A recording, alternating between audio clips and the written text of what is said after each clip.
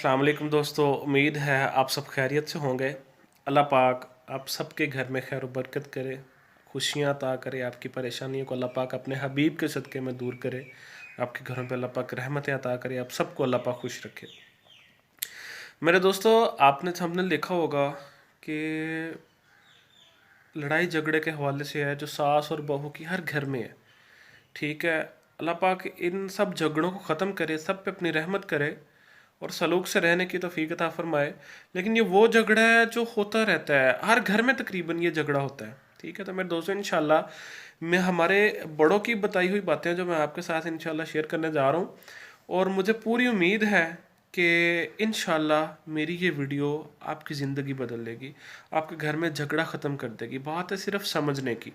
ठीक है, तो मैं वीडियो को ज़्यादा लंबा, बातें तो जितनी कर लें उतनी कम है। ठीक है, लेकिन फिर वीडियो ज़्यादा लंबी हो जाएगी। तो आपसे मेहरबानी, गुजारिश, रिक्वेस्ट यही है कि अगर आपको इस वीडियो से फ़ायदा हो, अच्छी लगे, तो मेरे चैनल को सब्सक्राइब आपने ज़रूर करना है, लाइक आपने ज़रूर करना है, और जो आपके दोस्त परेशान हैं उनको आपने ये वीडियो शेयर ज़रूर करनी है। अगर आपको फ़ायदा हो रहा हो और किसी को फ़ायदा हो रहा हो तो ये भी एक सदका है जब आप कोई अच्छी बात किसी को बता देते हैं। ठीक है, तो एक सास जो कि एक बाबा जी के पास जाती है अपनी बहू के लिए तावीज़ लेने, और जाके क्या कहती है कि बाबा जी, मेरी जो बहू है वो मेरे ताबे नहीं है, वो मेरी बात नहीं मानती, मेरे साथ झगड़ा करती है, मेरा बेटा उसने अपनी तरफ किया हुआ है।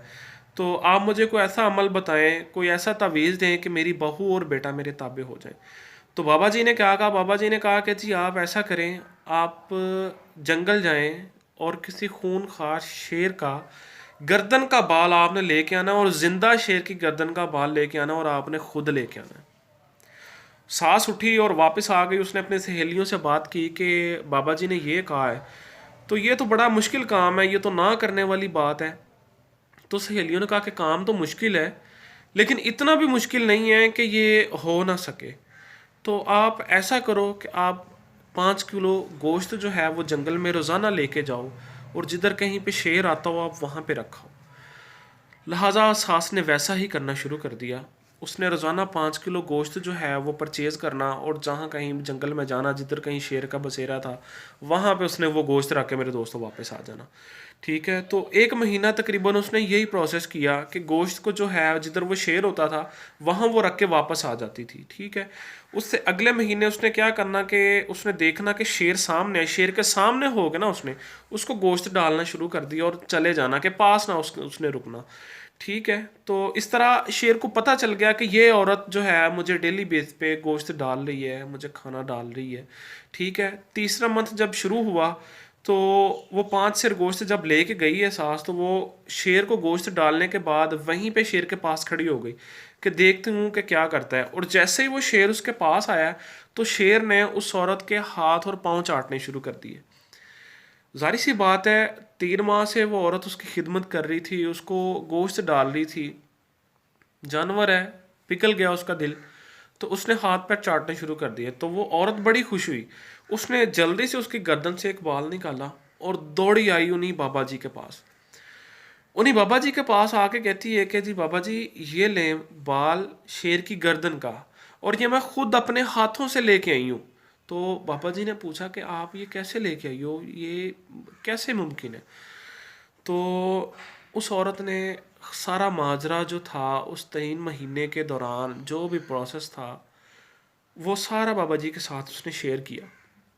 ठीक है, तो बाबा जी ने जब सारी बात सुनी तो बाबा जी ने आसमान की तरफ देखा, कहा मेरे अल्लाह, ये क्या हो रहा है इस दुनिया में, कैसे कैसे लोग हैं कि अशरफुल मखलूक़ात जो है इंसान, अशरफुल मखलूक़ात, वो इसके ताबे नहीं हो सकता, वो इसकी बात नहीं मान सकता, वो इससे खुश नहीं हो सकता, जबकि खूनखार जानवर इससे खुश हो गया।